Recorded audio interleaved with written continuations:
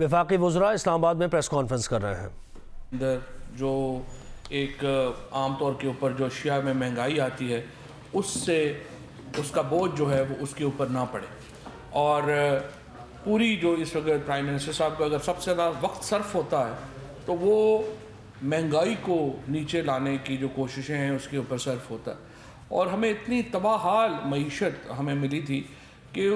बावजूद तमाम कोशिशों के और ये जो कर्ज़ों का इतना बड़ा बोझ पाकिस्तान के ऊपर है, इससे निपटना आसान नहीं है। और इसके बावजूद वज़ीर-ए-आज़म साहब की पूरी ये कोशिश है कि इसको हम जो है वो महंगाई का बोझ कम से कम लोगों के ऊपर पड़े, और ये जो 7.8 अरब रुपए का पैकेज है ये भी इसी कोशिश का एक हिस्सा है। इसकी जो तफसीलात हैं वो हमाद अज़हर साहब जो है वो बयान करेंगे। और दूसरी खुशखबरी ये है कि जो यूटिलिटी स्टोर्स जो बिल्कुल एक तबाहशुदा इदारा था उसके ऊपर भी हमाद अज़हर साहब ने आज ये खुशखबरी सुनाई है कि इस साल के आखिर तक वो खसारे से बाहर आ जाएगा और हम ब्रेक इवन के ऊपर हो जाएंगे। इसके साथ साथ काबीना ने कोरोना के जो बढ़ते हुए केसेस हैं उसके ऊपर तशवीश का इजहार किया है। ये तीसरी लहर है जिसका हमें सामना है, और पहले दो जो यहाँ पर लहर आई थी उसका हमने बड़ी कामयाबी से मुकाबला किया, और अल्लाह का शुक्र है कि कोरोना में जितना नुकसान बाकी दुनिया को हुआ है पाकिस्तान में उस नुकसान का अशर अशीर भी हमें उससे भुगतना नहीं पड़ा। हमारी मईशत भी जो है वो मुस्तहकम रही और हमारा जो जानी नुकसान है वो भी बहुत कम रहा। और उसकी बड़ी वजह ये थी कि हमने बड़ी जल्दी इक़दामात शुरू कर दिए थे। जब ये केस 26 फरवरी को पहला पाकिस्तान में केसेस जो हैं कोरोना के रिपोर्ट हुए थे, इससे पहले हम फरवरी से भी पहले आप समझिए फरवरी के महीने में ही हमने अपने एयरपोर्ट्स के ऊपर और हर जगह के ऊपर इक़दामात कर दिए थे। उसकी वजह से हमारे यहाँ जो शरह है वो हमारी बड़ी बचत हुई, हमारे यहाँ कोरोना केसेस की शरह जो है वो बड़ी कम रही। और हम ये समझते हैं कि अगर इस लहर को भी हमने उसका सामना करना है तो जो पहले दो जब ये लहर आई थी तो हमने जो पॉलिसी बनाई वो बड़ी कामयाब रही, उसी के ऊपर हम अमल दरामद करते हुए इसके ऊपर भी इंशाअल्लाह ताला काबू पा लेंगे। तीसरी इम्पॉर्टेंट बात जो आज काबीना के शुरू में ही प्राइम मिनिस्टर साहब ने बात की वो इलेक्शंस की शफाफियत के ऊपर है। इलेक्शंस को PTI की जो पूरी तहरीक थी वो दो बुनियादों के ऊपर थी, दो सतून हैं जिसके ऊपर PTI की जो सारी पॉलिटिक्स है वो खड़ी है। एक अकाउंटेबिलिटी के ऊपर और दूसरी शफाफ इंतखाबात के ऊपर। और शफाफ इंतखाबात के लिए जो प्राइम मिनिस्टर साहब की हमेशा बहुत कीन एफर्ट रही है कि हम ऐसे रिफॉर्म्स इंट्रोड्यूस करा सकें, ऐसी इस्लाहात हम इंट्रोड्यूस करा सकें जिसके ज़रिए शफाफ इलेक्शन जो है वो मुमकिन बनाया जा सके। EVM मशीन्स जो इलेक्ट्रिक मशीन्स हैं उसके ऊपर वज़ीर-ए-आज़म साहब ने ये तलकीन की है और हिदायत की है कि हर हफ्ते काबीना को ये बताया जाएगा कि वो किस स्टेज के ऊपर है और वो उनमें जो शराइत हैं वो हम किस हद तक ला चुके हैं, और जल्द अज जल्द हमारा जो मैनुअल सिस्टम है इलेक्शन का इसको हम कितनी जल्दी मशीन के ऊपर ला सकते हैं ताकि कोई भी जमात ये ना कह सके कि धांधली हुई है इलेक्शंस में। वैसे तो आपने देखा ही है कि एक तबका है जिसने मानना ही नहीं है। जैसे हमारे यहाँ PDM की जो मीटिंग हो रही है ये सारे बेचारे जो हैं वो बैठे हुए हैं, सियासी यतीम बैठे हुए हैं, इन्होंने तो कोई बात माननी नहीं है। हमारा मकसद ये है कि अवाम का जो एक नुक्ता नज़र है उस हवाले से पता हो कि अब जो इलेक्शंस हैं वो साफ़ और शफाफ हुए हैं। फिर बड़े पैमाने पर जो माली नुकसान करने वाले हमारे इदारे हैं, ओवरऑल तकरीबन 85 हमारे जो स्टेट ओन्ड एंटरप्राइजेज़ हैं उनमें से 51 अब जो हैं वो मुनाफे में हैं। और जो बड़े इस वक्त नुकसान हो रहे हैं जहाँ पे रेलवेज़ है, PIA है, सुई सदरन है, पेशावर इलेक्ट्रिसिटी है, जेंको 3, नॉर्दर्न पावर है, इसके बारे में प्राइम मिनिस्टर साहब ने हुक्म दिया है कि इनका फोरेंसिक ऑडिट करवाया जाए और जल्द अज जल्द फाइनेंस मिनिस्ट्री जो है वो आके बताए कि इसकी जो इतने बड़े नुकसानात हैं वो कैसे रोके जा सकते हैं और इनमें इसमें क्राइम क्या हुआ है, इन इदारों के साथ खलवाड़ क्या किया गया है। 30 जून 2021 तक इंशाअल्लाह ताला ये अमल मुकम्मल हो जाएगा और अगले मरहले में फिर Pakistan post Quetta electricity company, Hyderabad electricity supply company, Lahore और सखर इलेक्ट्रिसिटी सप्लाई कंपनी जो है इनका ऑडिट कराया जाएगा। ये जो 10 बड़े इदारे हैं जो सबसे ज़्यादा नुकसान कर रहे हैं, इनका जो ऑडिट है, फोरेंसिक ऑडिट जो है, उसका फ़ैसला हुआ है। राजा मज़हर हमीद साहब को managing director national book foundation तैनात करने की मंजूरी दी गई है। काबीना ने ममनुआ और गैर ममनुआ असला लाइसेंसों की चंद दरखास्तों पर गौर करते हुए उनके लाइसेंसेस के इजरा की भी मंजूरी दी है। लेकिन इसके साथ साथ जो हमारी इंटीरियर मिनिस्ट्री है, दाखिला मिनिस्ट्री है, उसको कहा गया है कि कम्प्रिहेंसिव पॉलिसी असला लाइसेंस के ऊपर जो उन्होंने उसको अपग्रेड किया है। पहले ये 2012 की चल रही थी, अब 2020 की असला लाइसेंस की जो पॉलिसी है वो उसको ला रहे हैं और इसको हम जो लाइसेंसेस हैं इनको हम रेगुलेट करेंगे। काबीना ने हुकूमत गिलगित बल्तिस्तान की दरख्वास्त के ऊपर गिलगित बल्तिस्तान स्काउट्स की 17 प्लाटूनों को गिलगित बल्तिस्तान में 1 साल के लिए इंटरनल सिक्योरिटी पर मामूर करने की मंजूरी दी है। एक्स पोस्ट फैक्टो मंजूरी है ये। इसी तरह से जो कराची पोर्ट ट्रस्ट का नए चेयरमैन का जो सिलेक्शन प्रोसेस है वो तकरीबन इख्तिताम पे है और इसी लिए जो इस वक्त जो चंद हफ्ते रह गए हैं उसके लिए नादर मुमताज़ साहब को ये चार्ज दोबारा दिया गया है। 3 माह के लिए उनके पास चार्ज है, लेकिन 3 माह के अंदर अंदर मुस्तकिल चेयरमैन की जो पोस्टिंग है वो हो जाएगी और उम्मीद है कि ये 3 माह से कबल जो है वो हो जाएगी। डॉक्टर राव गुलाम मुर्तज़ा साहब और के सदर नेशनल काउंसिल फॉर होम्योपैथी और डॉक्टर सईदुर्रहमान खटक के बतौर वाइस चेयरमैन नोटिफिकेशन की मंजूरी भी दी गई है। डॉक्टर सैयद सैफुर्रहमान जो प्रिंसिपल सेक्रेटरी हैं इस वक्त गवर्नर सिंध के, उनको Sindh infrastructure development company limited के CEO का इजाफी चार्ज दिया गया है। ये भी सिर्फ चंद हफ्तों के लिए दिया गया है क्योंकि जो नए CEO हैं उनकी सिलेक्शन प्रोसेस तकरीबन मुकम्मल हो चुका है और वो सिर्फ एक रेगुलेटर्स के तौर के ऊपर वो आ जाएगा, अभी प्राइम मिनिस्टर ऑफिस में आ जाएगा और वहाँ से उनकी अपॉइंटमेंट जो है वो हो जाएगी। एक और बहुत अहम मंजूरी जो काबीना ने आज दी है वो पेट्रोलियम पॉलिसी 2012 के तहत जमा किए जाने वाले वेलफेयर फंड यानी CSR के इस्तेमाल की गाइडलाइंस में तरमीम की मंजूरी दी गई है। ये पेट्रोलियम कंपनीज मुख्तलिफ़ इलाक़ों में काम करती हैं और उनका जो CSR है वो वहाँ पे प्रॉपरली ख़र्च नहीं हो पा रहा। ख़ुसूसन सिंध में इस हवाले से बहुत ज़्यादा शिकायत जो हैं वो आ रही हैं और उसको मद्देनज़र रखते हुए जो इसके रूल्स हैं उनमें तरमीम की गई है और अब जो फेडरल मिनिस्टर पेट्रोलियम है उनको ये इख्तियार दिया गया है कि वो जो CSR कमेटी है डिस्ट्रिक्ट्स में उसका सरबराह मुकर्रर कर सकेगा। इसके साथ साथ सेहत, तालीम, वाटर सप्लाई, ड्रेनेज के साथ साथ वेलफेयर फंड, ड्रग से मुतल्लिक आगाही, स्पोर्ट्स का फ़रोग़, ख़ुसूसी ज़रूरियात के हामिल अफराद, तालीमी सहूलतों की बेहतरी, पीने के पानी, सड़कों की तामीर और मकामी तालिब इल्मों को स्कॉलरशिप्स, ये वो मौज़ूआत हैं जो पहले इस CSR के एम्बिट में शामिल नहीं थे। अब इनको भी उस एम्बिट में शामिल कर दिया गया है ताकि वो मुकामी तौर के ऊपर जो ख़र्च है वो इफ़ेक्टिव हो सके। इसके साथ साथ ये जो मुख्तलिफ़ इलाके हैं इनमें जो फंडिंग की जो अखराजात हो रहे हैं उनको शफाफ बनाने की ज़रूरत थी, लिहाजा उसको शफाफ बनाने के लिए जो है वो किया गया है। काबीना ने पाकिस्तान में मौजूद अफ़गान पनाह गज़ीनों जिनके पास प्रूफ ऑफ रजिस्ट्रेशन मौजूद है उनके लिए स्मार्ट कार्ड के इजरा की मंजूरी दी है। ये जो कार्ड इशू किया जाएगा इसकी मियाद जो है वो 2 साल होगी। इन कार्ड में अफ़गान महाजरीन की इजाफी मालूमात जिनमें उनका समाजी और मुआशी प्रोफाइल, पाकिस्तान में उनकी नकलो हरकत और फैमिली के गैर रजिस्टर्ड मेंबर्स जो हैं उनकी तफसीलात जो हैं वो शामिल होंगी। इससे अफ़गान जो महाजरीन हमारे यहाँ अब तो खैर नस्लों से क़याम कर रहे हैं उनको जो ज़िंदगी है उनकी आसान होगी और एक प्रॉपर रजिस्ट्रेशन के तहत अभी उनके जो मसाइल हैं मौजूदा जब से प्राइम मिनिस्टर साहब ने इक़्तिदार संभाला है उन्होंने बहुत कोशिश की है कि गरीब तरीन लोगों के जो मसाइल हैं उनका इदराक किया जाए और उसको हल किया जाए और ये जो महाजरीन का मसला है ये भी उसी में शामिल है। इसके साथ साथ काबीना को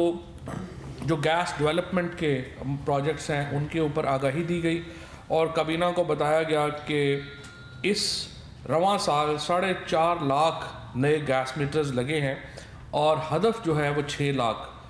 नए मीटर का है। काबीना को बताया गया है कि अगले साल 12 लाख मीटर लगाने का हदफ मुकम्मल किया जाएगा। अब तक सिर्फ 27% आबादी जो है पाकिस्तान में वो पाइप्ड गैस से मुतासर से उनको मुयसर है, यानी 27% हमारी आबादी जो है उसको ये जो गैस है वो अवेलेबल है, जिसको हम उर्फ़ आम में सुई गैस कहते हैं कि हमें वो पाइप के ज़रिए वो गैस अवेलेबल है। और आप अंदाज़ा लगा लें कि 67% लोगों को ये गैस अवेलेबल ही नहीं है। अब एक ऐसी हम इसमें इस्लाहात लाना चाहते हैं जिसके ज़रिए जो अक्सरियती आबादी है मुल्क की उसको गैस की सहूलत जो है वो मुयसर की जा सके, और उसके लिए जो गैस रेट्स के अंदर जो सब्सिडी है उसको देखा जाएगा, असर नो उसका जायज़ा लिया जाएगा और उसके मुताबिक फिर एक नया निज़ाम जो गैस का है वो वज़ा किया जा रहा है, जिसके तहत जो बाकी आबादी है मुल्क की जिसको अभी गैस की सहूलत मुयसर नहीं है उनको भी हम इस रजीम में ला सकें। इसके साथ साथ हमारी जो अदारा जाती इस्लाहात की कमेटी है उसके जो फ़ैसले हैं उनकी कुछ तौसीक हुई है, और प्राइम मिनिस्टर साहब ने ये ज़ोर दिया है हमारी अदारा जाती इस्लाहात कमेटी के ऊपर कि जो रिफॉर्म्स का प्रोसेस है उसको तेज़ किया जाए, और इस सिलसिले में जो AGPR के इस्लाहात हैं उनके ऊपर ख़ुसूसन आज डॉक्टर इरशाद साहब ने बताया कि ये जो ऑडिट्स थे ये 10-10 सालों के पुराने ऑडिट्स जो हैं वो आते थे। अब ये निज़ाम इन्होंने जो नया निज़ाम वज़ा किया है उसके मुताबिक AGPR बहुत जल्दी जो करंट हो जाएगा, यानी जो उसके पास ऑडिट पैराज आएंगे वो बिल्कुल लेटेस्ट ऑडिट पैराज जो हैं वो उसके पास आ जाएंगे, जिससे कि एक जो इफ़ेक्टिवनेस है, जो अकाउंटेबिलिटी की हमारी एक सोच है उसको ज़ाहिर है कि एक मदद मिलेगी और उसकी जो है वो तौसीक होगी। काबीना ने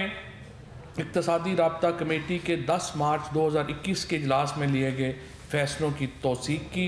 ऑटो डिसेबल सिरिंजेस की दरामद और मकामी तौर पर ऐसी सिरिंज की तैयारी के लिए इस्तेमाल होने वाले खाम माल की दरामद पर टैक्सों में छूट देने की मंजूरी भी इसमें शामिल है। इसका फ़ायदा ये होगा कि हमारे यहाँ एक अंदर हमारी जो अपनी मैन्युफैक्चरिंग है उसमें भी इजाफा होगा, और लेकिन अभी आपको मालूम है कि एक हमारी जो कैंपेन चल रही है उसमें बहुत ज़्यादा सिरिंज इंपोर्ट हो रहा, तो इसलिए ज़रूरी है कि ऑटो डिसेबल सिरिंज हो, ताकि वो सिरिंज एक दफ़ा के इस्तेमाल के बाद ख़ुद ब खुद बेकार हो जाएगा, ताकि वो दोबारा इस्तेमाल ना हो सके, क्योंकि आपको मालूम है कि इसका हेपेटाइटिस का और सारे जो मामलात हैं दूसरे वो इसके अंदर जो है वो आते हैं, इसलिए ज़रूरी है कि इनको जो है वो किसी रजीम में लाया जाए, किसी कानून में लाया जाए। ऑयल मार्केटिंग कंपनीज़ के मुतालिक एक रिपोर्ट काफ़ी अरसे से आपको मालूम है वो पेंडिंग पड़ी थी। ऑयल मार्केटिंग कंपनीज़ से फ़ैसला किया गया है कि जो कंपनियां कानून की खिलाफ वर्जी में मुलव्वस थी उनके ख़िलाफ़ जो मिनिस्ट्री ऑफ पेट्रोलियम है वो कार्रवाई अमल में लाएगी, और जो तमाम अवेलेबल रिसोर्सेज हैं और जो तमाम अवेलेबल अकाउंटेबिलिटी के मैकेनिज़्म हैं उनको बरूए कार लाया जाएगा।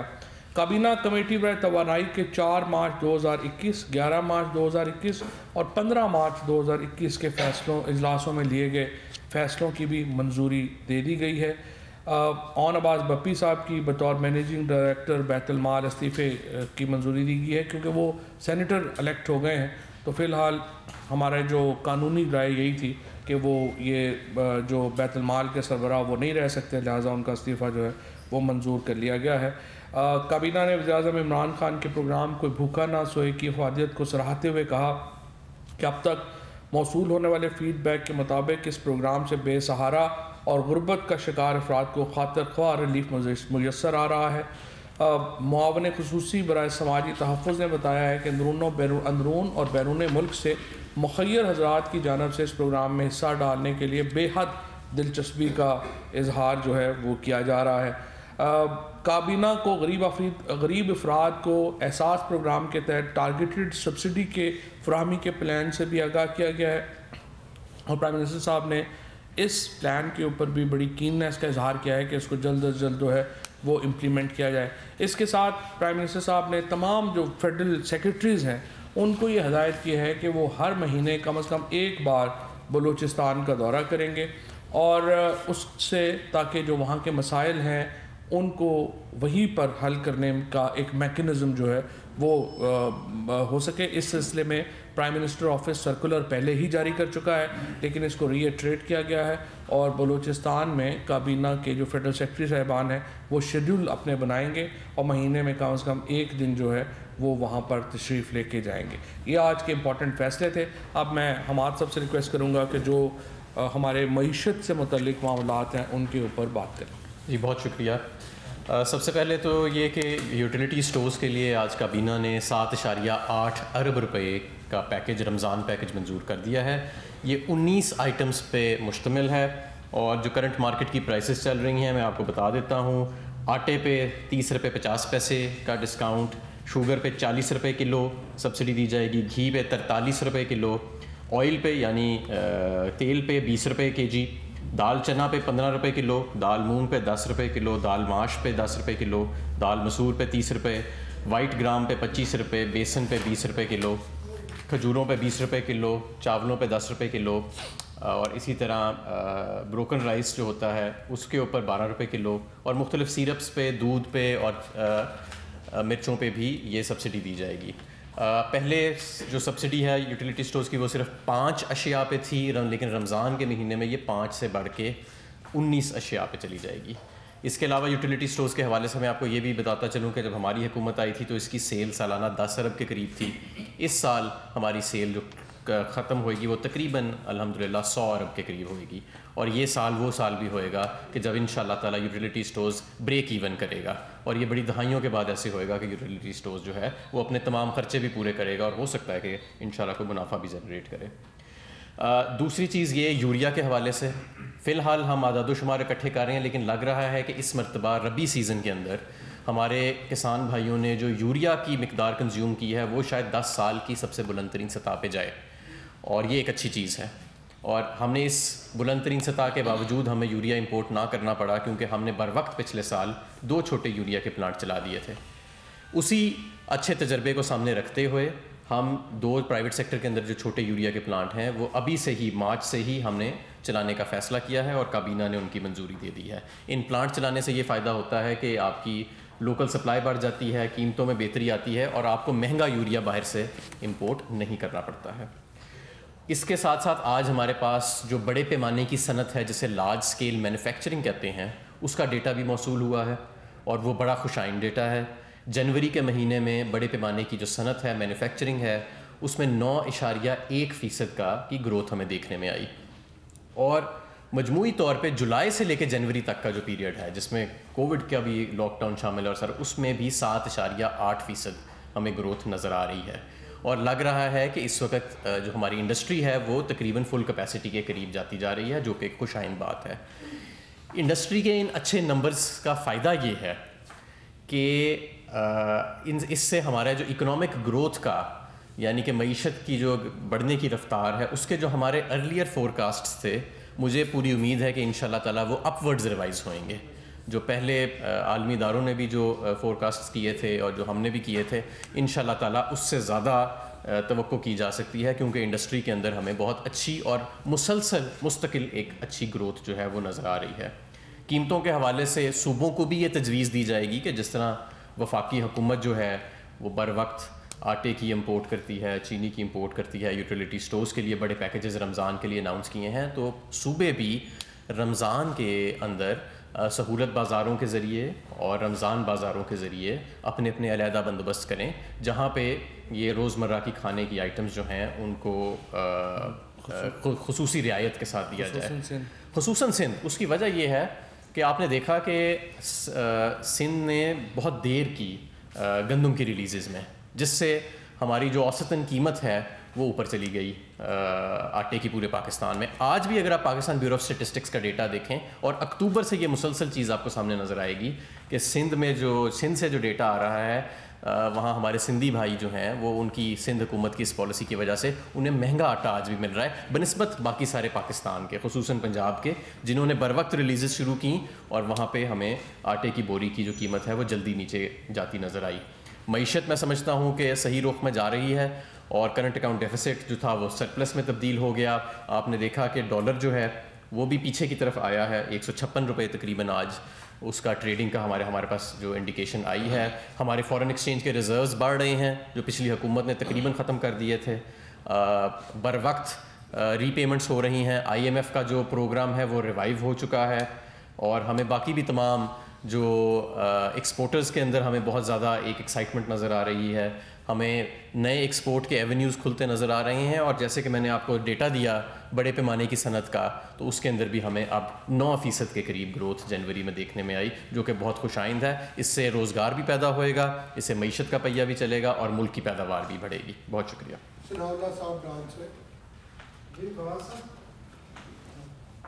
दो सवाल है। तो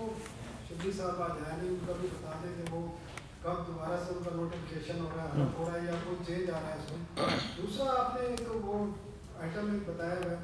असले के लाइसेंस के हवाले से, पब्लिक को तो बैन किया हुआ है, मतलब अगर किसी को ज़रूरत भी है। और ये जो 6 अफराद को आपने 10-12 लाइसेंस अप्रूव किए हैं जिसमें वज़ीर आला पंजाब भी है, तो क्या ये इसमें वजूहात बताइए, ये अपने आप को गैर महफूज समझ रहे थे या मज़ीद वेपनाइज्ड होना चाह रहे हैं, क्या बताएं? देखिए, पहली बात तो यह है कि शिबली फराज साहब का प्रोसेस जो है वो चल रहा है। फैसल वाडा साहब भी हैं, शिबली फराज साहब भी हैं, ये प्रोसेस में है और जो ही ये प्रोसेस मुकम्मल हो जाएगा तो हम आज जो है वो उधार के ऊपर काम कर रहे हैं तो शिबली फराज साहब भी वापस आएंगे। दूसरी बात यह है कि जो आपने असला लाइसेंस का कहा, मैं आपकी बात से बिल्कुल इत्तफाक करता हूँ। इसमें 100% जो है एक पॉलिसी जो है होनी चाहिए और प्राइम मिनिस्टर साहब ने भी आगे यही कहा है, एक पॉलिसी जो है वो इंटीरियर मिनिस्ट्री को कहा गया है कि वो असला लाइसेंस के हवाले से बनाएं और जो जिन लोगों का फिर ये राइट बनता है उन सब को मिलेगा और इंशाल्लाह ताला ये बड़ी जल्दी उम्मीद है कि इसी चंद हफ्तों में इंटीरियर मिनिस्ट्री जो है इसको फाइनलाइज जो है वो कर लेगी।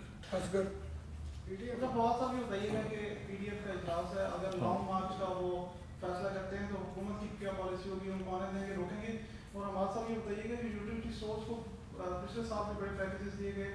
जो रिलीफ पैकेज था कोरोना के दौरान भी अरबों रुपए दिए गए, लेकिन इसमें करप्शन के बड़े इल्जाम लगते रहे हैं। जुल्कर नैन अली खान वो जो चेयरमैन थे वो इल्जाम लगाते रहे, उसका कोई फॉरेंसिक ऑडिट नहीं हुआ, तो उसके बाद जहाँ तक ऑडिट की बात है तो यूटिलिटी स्टोर्स का जो पिछला बोर्ड था और जो नया बोर्ड भी आर्जी बना हुआ है, उन्होंने तो ऑडिट को ओके कर दिया है कि एक प्राइवेट ऑडिट फर्म हायर की जाए और उसको देखा जाए। और मैं आपको ये भी बताऊं कि पिछले हफ्ते ही आप में से कुछ लोग वहाँ मौजूद थे कि पहली मरतबा ऐसे हुआ कि हम यूटिलिटी स्टोर्स को ऑटोमेशन की तरफ लेके जा रहे हैं। इससे ऑटोमेशन से ये फ़ायदा होता है कंप्यूटराइजेशन से कि इंटरनल कंट्रोल्स बिल्ड हो जाते हैं एक इदारे के, क्योंकि आप ये दस्ती कागजात रख के और मैनुअल रजिस्टर्स रख के आप कंट्रोल्स उस तरह नहीं एक्सरसाइज कर सकते। तो PTCL के साथ और मिनिस्ट्री ऑफ डिफेंस प्रोडक्शन का एक इदारा है NRTDC, उनको इसका टेंडर दिया गया है कनेक्टिविटी का और हार्डवेयर सप्लाई का, और उसके साथ हम यूटिलिटी स्टोर्स के अंदर ये ऑटोमेशन कर रहे हैं ताकि ज़्यादा बेहतर शफाफियत जो है वो सामने लाई जा सके। जहाँ तक PDM का ताल्लुक है, देखिए PDM बुनियादी तौर के ऊपर एक सियासी यतीमों का ग्रोह है। अब ये आज देखें आप कि कितना बड़ा लतीफ़ा है, अभी तक जो खबरें आ रही हैं कि कौन सी जमातें कह रही हैं कि आप इस्तीफ़ा दे दें। महमूद अचकज़ई साहब कह रहे हैं, उसके बाद आफ्ताब शेरपाव साहब कह रहे हैं, उसके बाद मेरे भाई अवैस नूरानी कह रहे हैं कि इस्तीफ़े दे दें। अब इनसे पूछें आपके MNAs कितने हैं असम्बली में, आंसर इज़ ज़ीरो। आपके MPAs कितने हैं, आंसर इज़ ज़ीरो। यानी वो सारे लोग जिनका सिस्टम में कोई स्टेक ही नहीं है, सिस्टम में कोई हिस्सा ही नहीं है, वो बढ़ चढ़ करके कह रहे हैं कि आप इस्तीफ़े दे दें। JUIF जो इस वक्त फजलुर रहमान साहब सबसे ज़्यादा कीन लगे हुए हैं कि हमें इस्तीफ़े दे दें, हमें इस्तीफ़े दे दें। पूरे मुल्क में तकरीबन 1150-1200 सीटों के ऊपर इलेक्शन होते हैं। फजलुर रहमान साहब तो टोटल कैंडिडेट ही 40-50 खड़े करते हैं। मुझे बताइए इनका क्या स्टेक है सिस्टम में। सो मुझे उम्मीद है कि जो पीपल्स पार्टी और PMLN जो कि इस चूचू के मरबे में चूचू हैं यानी बड़े हैं, और ये जो हैं ये इस तरह का रैश डिसीजन नहीं करेंगे क्योंकि उनको इसके कॉन्सिक्वेंसेस का भी पता है। अगर ये कर भी देंगे तो फिर देखते हैं कितने लोग इनकी बातों के ऊपर अमल करते हैं, क्योंकि सेनेट के वोट के ऊपर भी तो आपने देखा है कि कितने लोगों ने इनकी बातों पे अमल किया। मेरे सर दो इंटरेस्ट के सवाल है जिसकी क्लैरिफिकेशन थोड़ी सी करने दो। एक तो ये है कि यूटिलिटी स्टोर के ऊपर जो ऑयल आता है वो सब स्टैंडर्ड जो आम लोकल कंपनी है उसके अलावा किसी बड़ी कंपनी के ऊपर सब्सिडी नहीं दी जाती। ये पिछले साल भी देखा गया, उससे पिछले साल भी देखा गया, आप जाके क्लियर करता। दूसरी चीज़ सर, आपने ये बड़ा अच्छा एक शेड्यूल है कि इन्होंने डोमेस्टिक के लिए कनेक्शन गैस के, हमारी इतला के मुताबिक 18 लाख पेंडिंग हैं जो दरख्वास्त हैं, और 3 लाख की मंजूरी पहले पर ईयर दी जाती है। इसमें भी कोटे में इजाफा किया गया है या नहीं किया गया? सबसे पहले तो यूटिलिटी स्टोर्स के घी के जो भी घी वहाँ पे आता है, इस पे मैंने भी तहकीक करवाई है और पूछा भी, वो तमाम PSQCA से स्टैंडर्डाइज्ड होता है। जो PSQCA से स्टैंडर्डाइज ना हो वो नहीं आता। मैं आपको ये भी बताता चलूँ कि घी की 3 मार्केट्स हैं पाकिस्तान में। एक जो सबसे छोटी मार्केट है वो Tier 1 ब्रांड है, 70 से 80% जो बिकता है वो Tier 2 और Tier 3 ब्रांड प्राइवेट सेक्टर का बिकता है। और यूटिलिटी स्टोर जो सब्सिडी दे रही है वो Tier 2 ब्रांड पे दे रही है, जिसकी कीमत को थोड़ी कम भी होती है और आम तौर पे आम पब्लिक में सबसे ज़्यादा मकबूल भी वही घी होता है। जैसे हमारी एक बहुत बड़ी कंपनी है डालडा, वो डालडा Tier 1 भी बनाती है और मनपसंद के नाम से वही कंपनी Tier 2 भी बनाती है, जिसकी कीमत कम होती है और उसको यूटिलिटी स्टोर्स में भी एक ब्रांड है जिसको रखा जाता है। तो ये तमाम जो भी आता है ये PSQCA से इसके क्वालिटी चेक्स होते हैं और जिसके पास अप्रूवल ना हो वो नहीं आता। ये मैं थोड़ा सा इस पर आपको ये भी क्लैरिफाई कर दूँ कि ये बिल्कुल बात आई थी कि जी ये स्टैंडर्ड्स का नहीं है। हमने उसके बाद तमाम Pakistan standard quality control authority ने घी को चेक किया और वो सारा घी जो था वो बिल्कुल सही था। उसके कंटेनर्स में कहीं पर इशू था कि यानी जो बर्तन जिसमें डला हुआ था उसमें कहीं प्रॉब्लम होगा तो होगा, वरना इसमें कोई प्रॉब्लम नहीं। गैस कनेक्शन जो आपने कहा इस साल 4.5 लाख जो है वो गैस कनेक्शन लगाए गए हैं। अगले साल का हमारा टारगेट 6 लाख है, तो इंशाल्लाह जो 18 लाख की फिगर है जल्दी कवर हो जाए।